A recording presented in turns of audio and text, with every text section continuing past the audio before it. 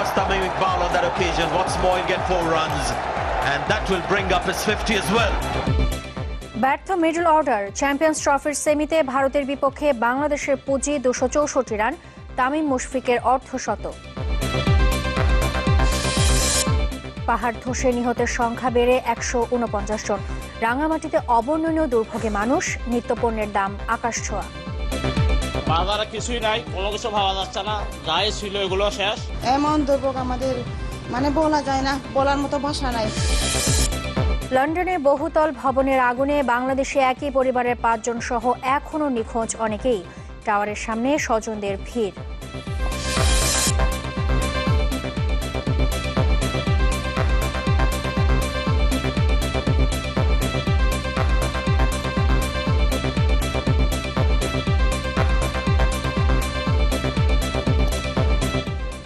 আমন্ত্রণ নিউজ 24-এ শুনছিলেন সিলনটি শিরোনাম।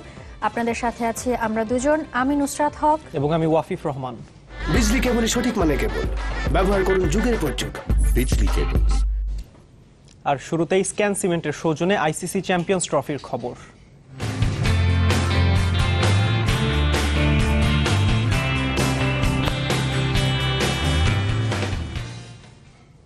মিডল অর্ডারের ব্যর্থতায় বড় পুঁজি পায়নি বাংলাদেশ।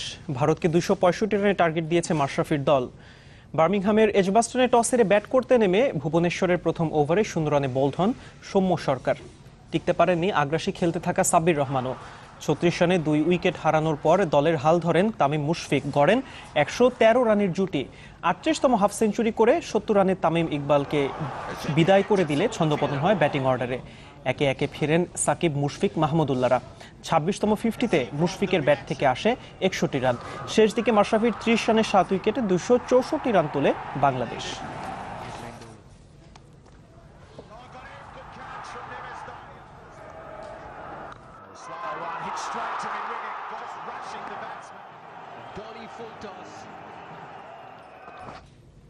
আরো খবর জানাতে বার্মিংহাম থেকে সরাসরি যোগ দিচ্ছেন আমাদের সহকর্মী রেজওয়ানুজ্জামান। রেজওয়ান, 264 রানের পুঁজি, এই রান নিয়ে ভারতকে চ্যালেঞ্জ জানানো আসলে কতটুকু যুক্তিযুক্ত?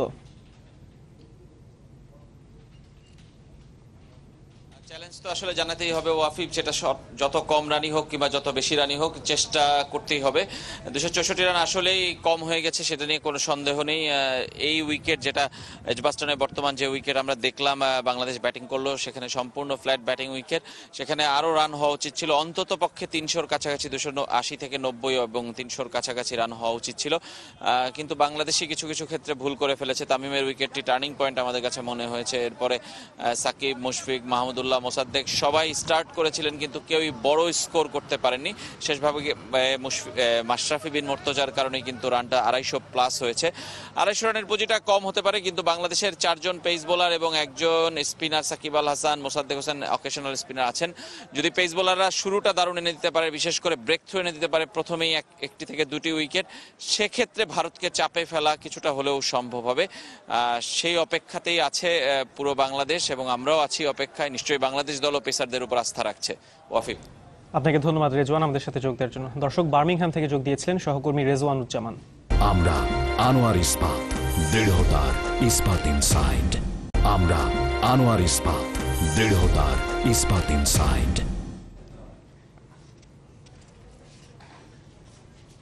রাঙামাটিতে পাহাড় ধসে এ পর্যন্ত প্রাণ গেছে 107 জনের, তবে এখনও নিখোঁজ আছেন 8 জন। সব মিলিয়ে বৃহত্তর চট্টগ্রামে প্রাণহানির সংখ্যা এখন 149।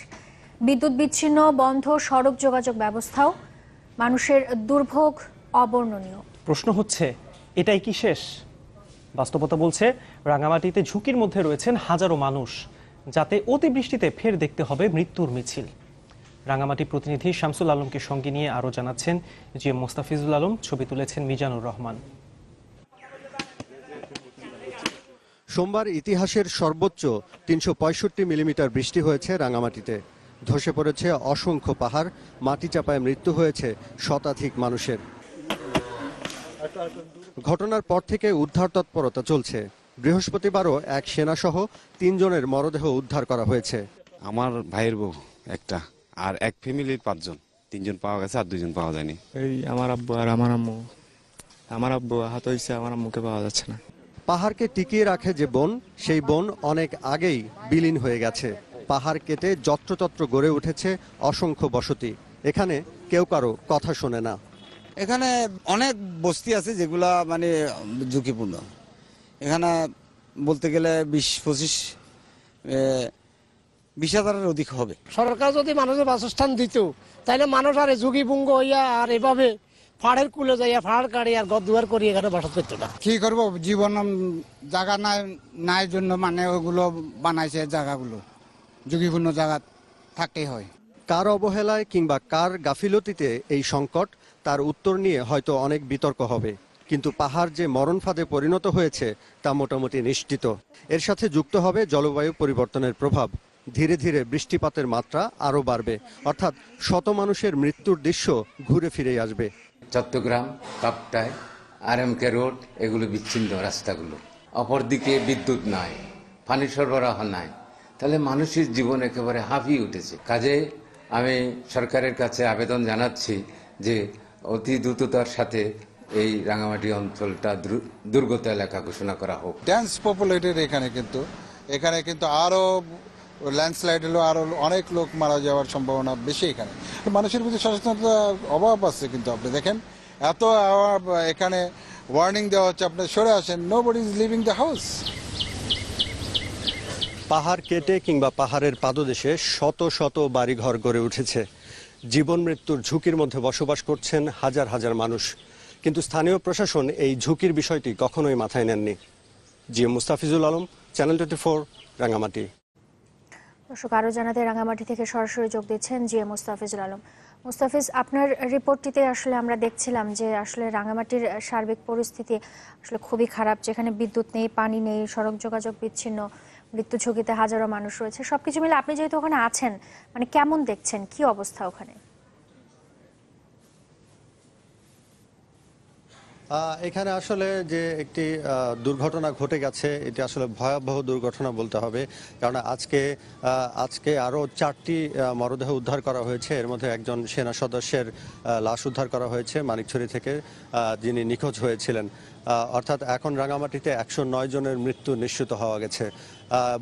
ভয়াবহ এই দুর্যোগের পর আসলে আরও ভোগান্তির মধ্যে পড়েছেন এখানকার মানুষ, কারণ সেই 4 দিন হতে চলল বিদ্যুৎ নেই। এখানে বিদ্যুৎ না থাকার কারণে খাবার পানির সংকট দেখা দিয়েছে, পাশাপাশি এখানে জ্বালানি তেলের সংকট দেখা দিয়েছে, পাশাপাশি নিত্যপণ্য যেগুলো আছে দ্রব্যমূল্যের দাম অনেক বেড়ে গেছে, কারণ এখানকার দ্রব্যমূল্যের যোগানটা অনেক অংশে কমে গেছে। কারণ চারপাশেই, এই রাঙামাটির চারপাশে যতগুলো জেলা আছে সারা বাংলাদেশের সাথেই কিন্তু যোগাযোগ বিচ্ছিন্ন রয়েছে, কারণ সড়ক ভেঙে পড়েছে, সড়কের উপরে পাহাড় ভেঙে পড়েছে এবং সব দিক দিয়ে আসলে যোগাযোগ বিচ্ছিন্ন। শুধুমাত্র একটি পথ খোলা আছে, চট্টগ্রাম থেকে কাপ্তাই সড়ক হয়ে কাপ্তাই লেক দিয়ে নৌপথে রাঙামাটি আসা যায়।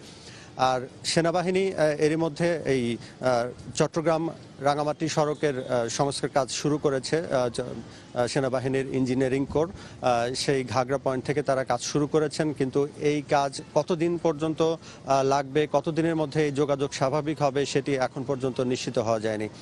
আর আরেকটি বিষয় যেটি হচ্ছে যে এখানে সারা দিন ব্যাপী কিন্তু ফায়ার সার্ভিস কর্মীরা এবং সেনাবাহিনীর সদস্যরা, সাথে সাথে স্থানীয় লোকজনও কিন্তু যেসব জায়গায় নিখোঁজ রয়েছেন মানুষ, এখন পর্যন্ত আমরা জানি 8 থেকে 10 জন নিখোঁজ রয়েছেন। যেসব জায়গায় নিখোঁজ রয়েছেন সেসব জায়গায় উদ্ধার তৎপরতা চালিয়েছেন। বিশেষ করে যেসব জায়গায় নিখোঁজ রয়েছেন তাদের মরদেহ উদ্ধারের জন্য তারা চেষ্টা চালিয়ে যাচ্ছেন। আর সব মিলে যেটি হচ্ছে যে এই এলাকায় যে পরিস্থিতি বিরাজ করছে সেটি হচ্ছে আরও যদি এরকম ভারী বর্ষণ, অতি ভারী বর্ষণ হয়, তাহলে কিন্তু আরও পাহাড় ধসে পড়ার সম্ভাবনা রয়েছে এবং অনেক মানুষ ঝুঁকির মধ্যে রয়েছেন। তারা আসলে ঝুঁকিপূর্ণভাবে বসবাস করছেন, অর্থাৎ দুর্ঘটনা ঘটতে পারে যদি এখনই সাবধান না হওয়া যায়। মুস্তাফিজ, ধন্যবাদ আপনাকে। জিএম মুস্তাফিজুল আলম আমাদের সাথে যোগ দিয়েছিলেন রাঙামাটি থেকে। নানামুখী সংকট বাড়ছে রাঙামাটিতে, এর মধ্যে পাম্পগুলোতে কমেছে জ্বালানির মজুদ, বাজারে দাম বেড়েছে নিত্যপণ্যের। জামশেদুল করিমের রিপোর্ট, ছবি তুলেছেন শফিক আহমেদ সাজিব। পাহাড় ধসে বিপর্যস্ত রাঙ্গামাটির জনজীবনে চলমান কষ্টের সাথে যোগ হচ্ছে নতুন নতুন কষ্ট। ধীরে ধীরে বড় হয়ে উঠছে নানামুখী সংকট। সড়ক যোগাযোগ বন্ধ বলে জ্বালানিবাহী কোনো পরিবহনই যেতে পারছে না পাহাড়ি এই শহরে। ফলে ফিলিং স্টেশনগুলোতে ফুরিয়ে এসেছে তেলের মজুদ। বাড়তি টাকা দিয়েও মিলছে না চাহিদা মতো জ্বালানি। কেরোসিন বিক্রি হচ্ছে 3 গুণ বেশি দামে। শহরের যোগাযোগ বিচ্ছিন্নের কারণে তেলের সংকট, তেলের জন্য আজকে তেল পাচ্ছি না, এখানে মারামারি হওয়ার আশঙ্কা হয়েছে। রাস্তার কারণে শুধু আজকে তেলের এই দুর্যোগ অবস্থা। ওরা তো 90 টাকা তেল 150 টাকা 200 টাকা বিক্রি করতেছে। কেরাসিন গেছি, এক দোকানে গেছি কয় নাই, আরেক দোকানে গেছি কয় 100 টাকা কম দিতাম না। একই সংকট পণ্যের বাজারেও। কাঁচা তরিতরকারির সরবরাহ কমেছে অন্যান্য পণ্যের যোগানও। ফলে কয়েক গুণ দাম বেড়েছে বেশিরভাগ পণ্যের, যা বাড়তি বেকায়দায় ফেলেছে ক্ষতিগ্রস্ত এলাকার মানুষদের। আলু 18 টাকা ছিল, এখন হয়েছে 50 টাকা করে হয়েছে। বাজারে কিছুই নাই, কোনো কিছু ভাবা যাচ্ছে না, যাই ছিল এগুলো শেষ। এমন দুর্ভোগ আমাদের মানে বলা যায় না, বলার মতো ভাষা নাই। রাঙামাটির যোগাযোগ বিচ্ছিন্ন হয়ে গেছে, এখন জাহাজ ঘোড়া বাঙ্গিয়া নদী সব বন্ধ, এখন কিভাবে মাল আসবে? এদিকে বিদ্যুৎ সরবরাহ কবে স্বাভাবিক হবে তা এখনো অনিশ্চিত। কেননা মূল লাইনের বেশিরভাগ খুঁটিই উপড়ে পড়েছে। তাতে 3 দিন ধরে বিদ্যুৎ নেই জেলায়। এই কারণে সংকট বেড়েছে বিশুদ্ধ পানির। আজকে প্রায় 4-5 দিন ধরে কোনো কারেন্টই নাই, এখানে পানি খাওয়ার পানি নাই, মানুষ খাবে কি? রোজা থেকে সারাদিন কি পুকুরে পানি খাওয়া যাবে না খালের পানি খাওয়া যাবে? যে বিপর্যস্ত পরিস্থিতি পড়ে গেছে আমরা, তার জন্য কর্তৃপক্ষর যে ন্যূনতম দৃষ্টি দেওয়ার দরকার, তার কোনো লক্ষণ আমরা দেখতেছি না। কাপ্তাই থেকে যে সোর্সটা আছে সেটাতে আমরা কাজ করে যাচ্ছি। গত রাত 2টা পর্যন্ত আমার লোকজন কাজ করছে। আজকে সকালে আমরা একবার চেষ্টা করেছিলাম লাইনটা চালু করার জন্য, কিন্তু চালু হয় নাই, ফল্ট দেখা দিচ্ছে। তো আমরা এই দুর্গম পথ চেক করতেছে আমাদের লোকজন। 5টা গ্রুপ এখন কাজ করতেছে, 5টা জায়গায় বিভক্ত হয়ে লাইনটা চেক করতেছে। ফল্ট ফাইন্ড আউট হলে আমরা সেটা রিমিডি করে যত আর্লি সম্ভব আমরা বিদ্যুৎ দেওয়ার চেষ্টা করতেছি। এসব সংকট দ্রুত সুরাহা না হলে মানবিক বিপর্যয় বাড়বে রাঙামাটিতে, এমন আশঙ্কা সংশ্লিষ্টদের। Desk report, channel 24। সংশ্লিষ্টদের অবহেলার কারণেই পাহাড় ধস এবং প্রাণহানির ঘটনা ঘটেছে, এমন মন্তব্য করেছেন সড়ক পরিবহন ও সেতুমন্ত্রী ওবায়দুল কাদের। সকালে চট্টগ্রামের মতিঝর্ণা ও বাটালি হিল এলাকায় গিয়ে এই মন্তব্য করেন তিনি। এটা একটা নেগলিজেন্স ছিল। সারা বছর নাকে তেল দিয়ে ঘুমিয়ে আমরা যদি শুধু রিঅ্যাক্টিভ ভূমিকা পালন করি, তাহলে এই ধরনের মানবিক বিপর্যয়কে রোধ করা যাবে না। আমাদেরকে প্রোঅ্যাক্টিভ ভূমিকা নিতে হবে। তাদের জীবনের ঝুঁকি আছে, এই ঝুঁকিময় জীবন থেকে তাদের উদ্ধার করার সময় যদি কোনো রাজনৈতিক হস্তক্ষেপ আসে, সেটা কঠোরভাবে সেটা দেখা হবে। রাঙামাটিতে পাহাড় ধসের ঘটনায় উদ্ধার কাজে গিয়ে প্রাণ হারানো 2 সেনা কর্মকর্তা দাফন হয়েছে বনানী কবরস্থানে। সকালে মেজর মাহফুজ ও ক্যাপ্টেন তানভীরের মরদেহ নেওয়া হয় বনানী কবরস্থানে। সেখানে গার্ড অফ অনার শেষে সামরিক মর্যাদায় বনানী কবরস্থানে তাদের দাফন করা হয়। এ সময় সেনাবাহিনীর ঊর্ধ্বতন কর্মকর্তা সহ পরিবারের সদস্যরা উপস্থিত ছিলেন। পরে তাদের বিদেহী আত্মার শান্তি কামনায় দোয়া করা হয়। অন্যদের সেনা সদস্যের দাফন হয়েছে নিজ নিজ গ্রামে।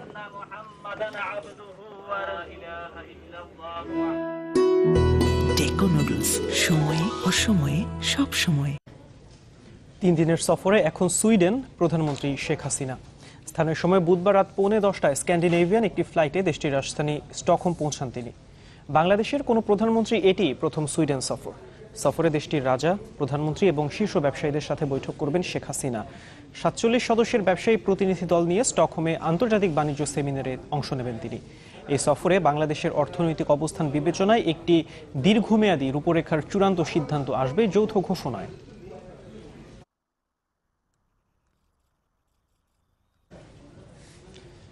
আর কিছুদিন পরই বধূ সাজে বাবার বাড়ি ছাড়তেন হোসনা।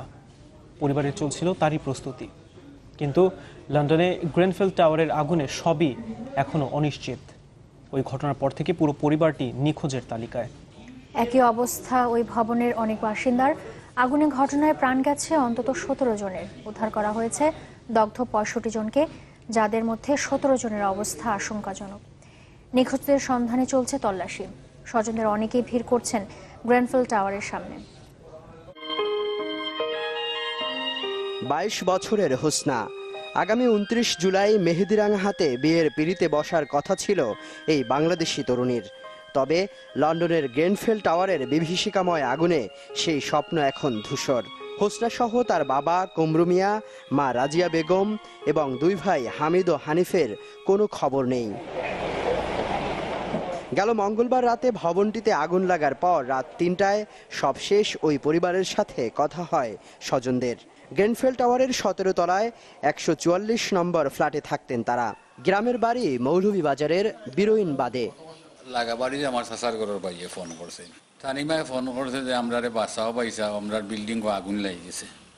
ও তান লগে লগেই তাই গাড়ি লইয়া গেছেন, ঘরের সামনে গিয়া যেবলা আগুনের লুক্কা দেখছেন, দেখি আর তাই নারবার ফোন করিয়া দেশ কইছেন আমার কাছে যে রে সুজন আর এটা বাসার মতন নাই।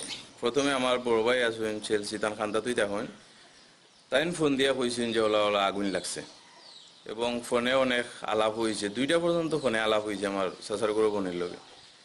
সর্বশেষ কাকুতি যেটা তাই পড়ছে ফোনও, এ সময় 2টা বাজে। লাস্ট সময় হয়েছে যে আমরা সব বাথরুমও আছি, আমরা মৃত্যুটা যেন কষ্ট না হয়, ওলা হয়ে খুব কাকুতি করেছে। 24 তলা ভবনের 120টি ফ্ল্যাটে থাকতেন কয়েকশো মানুষ। বাংলাদেশি ছাড়াও নিখোঁজ বেশ কজনের পরিচয় প্রকাশ করেছে স্থানীয় কর্তৃপক্ষ, যে তালিকায় আছে 12 বছরের জেসিকা।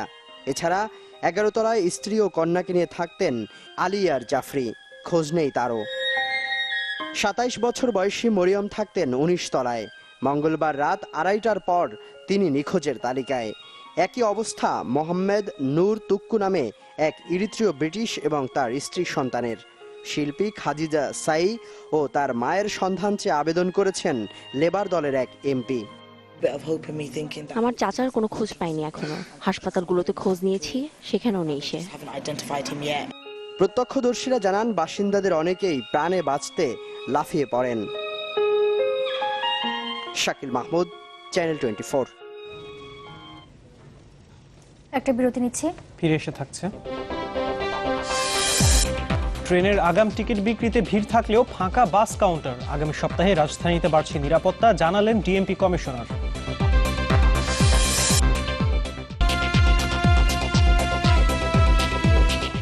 আবার আমন্ত্রণ, দেখছেন নিউজ 24।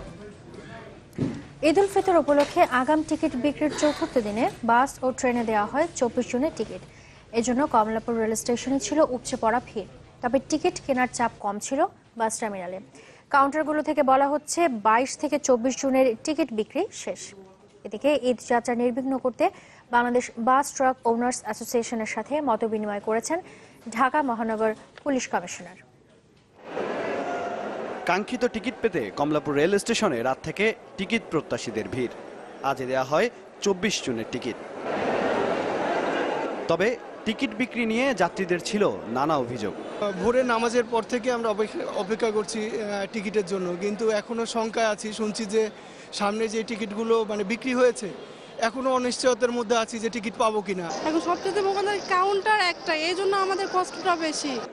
রেলওয়ে কর্তৃপক্ষ জানায় শুক্রবার দেয়া হবে 25 জুনের টিকিট। এর মাধ্যমেই শেষ হবে ঈদের আগাম টিকিট বিক্রির কার্যক্রম। 24 তারিখের অগ্রিম টিকিট হিসাবে বিক্রি হচ্ছে, আর এর 25% টিকিট মোবাইল এবং নেটের মাধ্যমে বিক্রি হচ্ছে। 5% ভিআইপি কোঠা, 5% আমরা রেলওয়ে কর্মকর্তা কর্মচারী কোঠা, বাকি 65% কাউন্টার থেকে উন্মুক্ত আছে এবং বিক্রি হচ্ছে। পরে কমলাপুর রেল স্টেশনে এসে র্যাব মহাপরিচালক বলেন, শুধু বিশেষ দিনের জন্যই নয়, বছরের প্রতিটি দিনের নিরাপত্তা নিশ্চিতে কাজ করছেন তারা। একটা দিবসের জন্য আমরা নিরাপত্তা আমাদের সুনির্দিষ্টভাবে আমরা ওখানে ন্যারো ডাউন করি না। আমরা আসলে 365 দিনের নিরাপত্তার বিষয়ে চিন্তা করি এবং প্রতিদিনের নিরাপত্তার জন্য চিন্তা করি, কারণ প্রতিটি জীবনের মূল্য অসীম। এদিকে বাস কাউন্টারগুলো থেকে বলা হচ্ছে 22, 23 ও 24 জুনের সব আগাম টিকিট বিক্রি শেষ।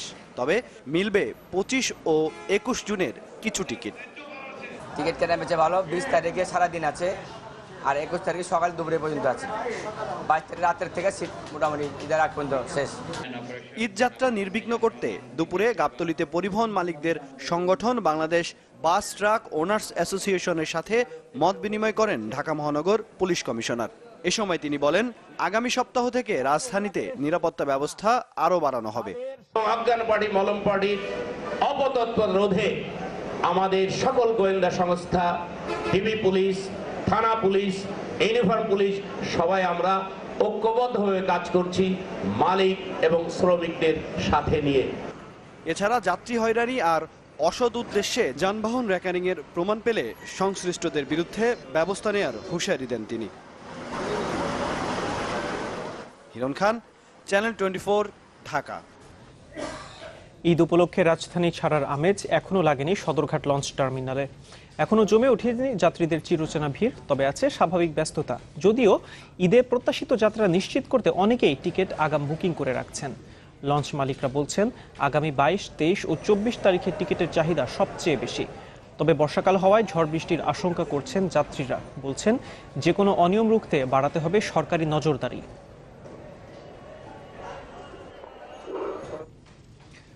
বনানী থেকে নিখোঁজ 3 যুবককে উদ্ধারের চেষ্টা চালাচ্ছেন গোয়েন্দারা। তারা কিভাবে নিখোঁজ হলেন সেটিও তদন্ত করে দেখা হচ্ছে। দুপুরে ডিএমপি মিডিয়া সেন্টারে সংবাদ সম্মেলনে একথা বলেন ডিবির যুগ্ম কমিশনার আব্দুল বাতেন।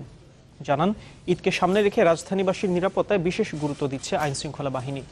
বলেন কমলাপুর এলাকায় অজ্ঞান পার্টির 15 সদস্য এবং কারওয়ান বাজার এলাকা থেকে ছিনতাই ও ডাকাত চক্রের 6 সদস্যকে গ্রেফতার করেছে গোয়েন্দা পুলিশের বিভিন্ন দল। এছাড়া ঢাকার বিভিন্ন স্থান থেকে গ্রেফতার করা হয়েছে 8 ভুয়া ডিবি সদস্যকে।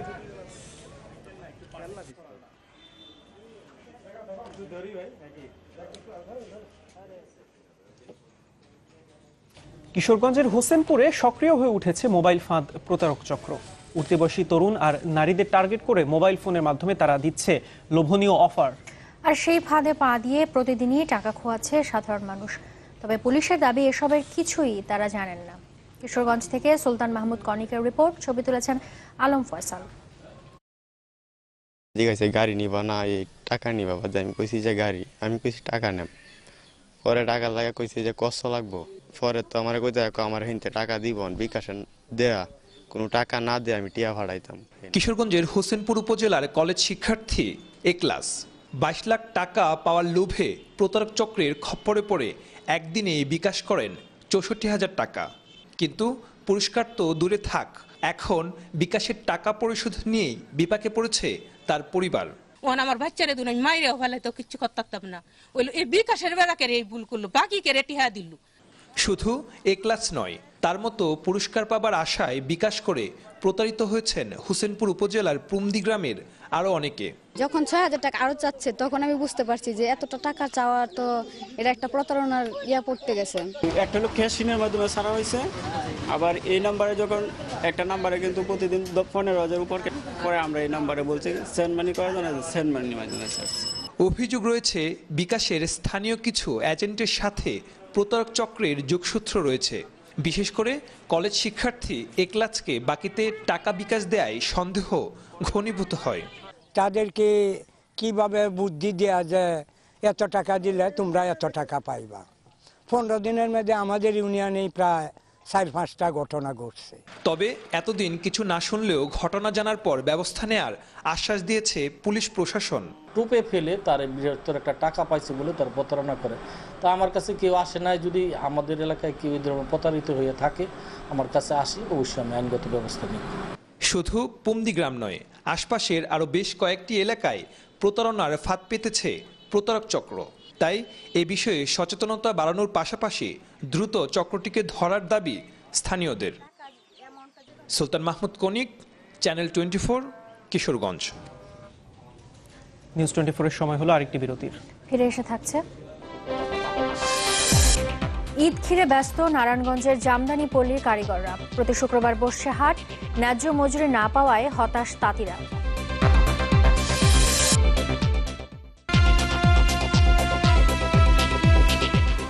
বিরতির পর ফিরে এলাম, আপনারা দেখছেন news 24। BNP chairperson Begum Khaleda Zia বলেছেন 10 টাকা কেজি দামে চাল খাওয়ানোর কথা বলে এখন আওয়ামী লীগ সর্বনিম্ন মানের চাল খাওয়াচ্ছে 50 টাকা দামে। দুর্যোগে যখন দেশের মানুষ প্রাণ হারাচ্ছে সে সময় প্রধানমন্ত্রীর বিদেশ সফরের সমালোচনাও করেন তিনি। ক্ষমতায় আসলে 10 টাকা কেজি চাল খাওয়াবে, সেই আওয়ামী লীগ আজকে দেশের সবচেয়ে নিম্নমানের চাল যেটা গরিব মানুষেরা খায় সেটাও খাওয়ার অনুপযোগী হতো, সেই চালের কেজি এখন 50 টাকা।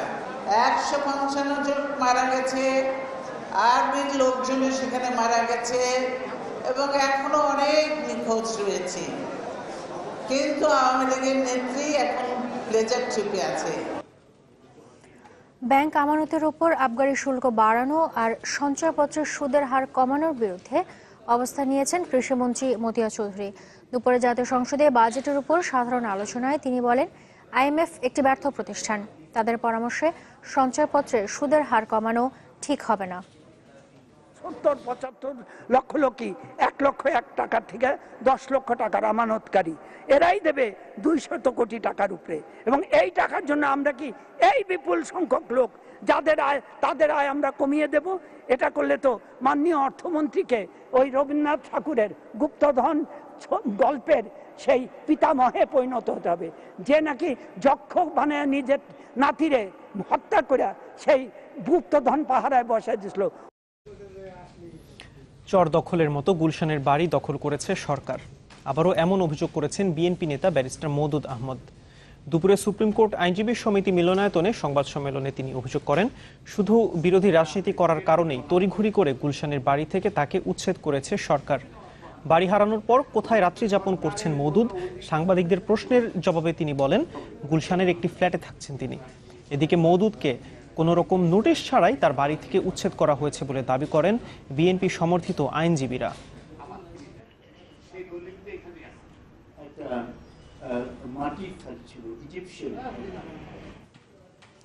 এবার আকিজ সিরামিক্সের সৌজন্যে ঈদ বাজারের খবর।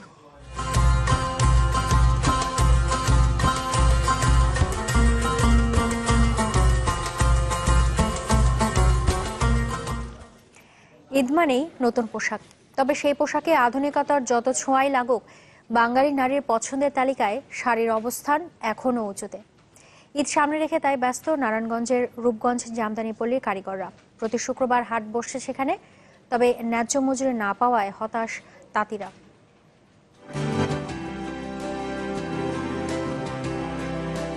তাঁতের এমন খটখট শব্দে মুখর নারায়ণগঞ্জের রূপগঞ্জের ঐতিহ্যবাহী জামদানি পল্লী। ঈদকে সামনে রেখেই ব্যস্ত এখন তাঁতিরা।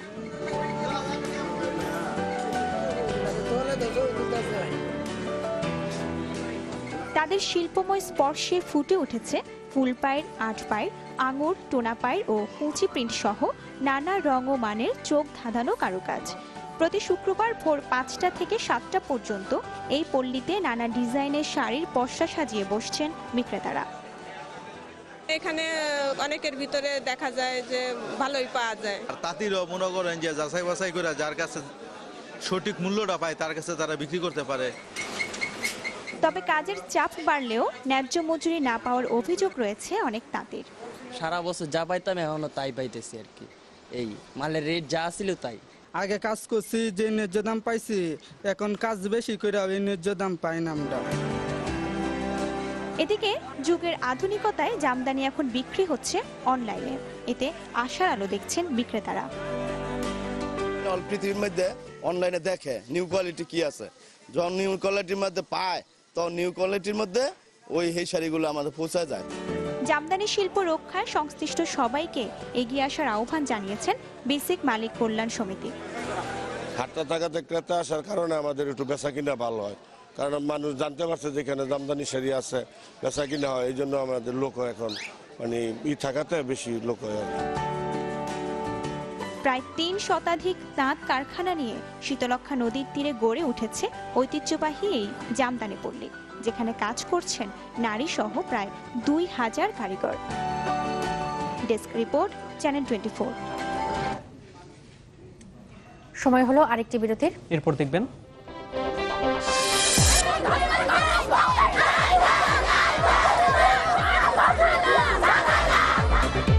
গোর্খা নেতার বাড়িতে অভিযানের প্রতিবাদে দার্জিলিংয়ে অনির্দিষ্টকালের বন্ধের ডাক, পুলিশের সাথে সংঘর্ষ, শহরে ১৪৪ ধারা জারি।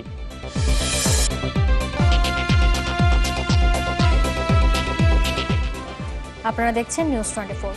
আবারও দেশের বাইরের খবর।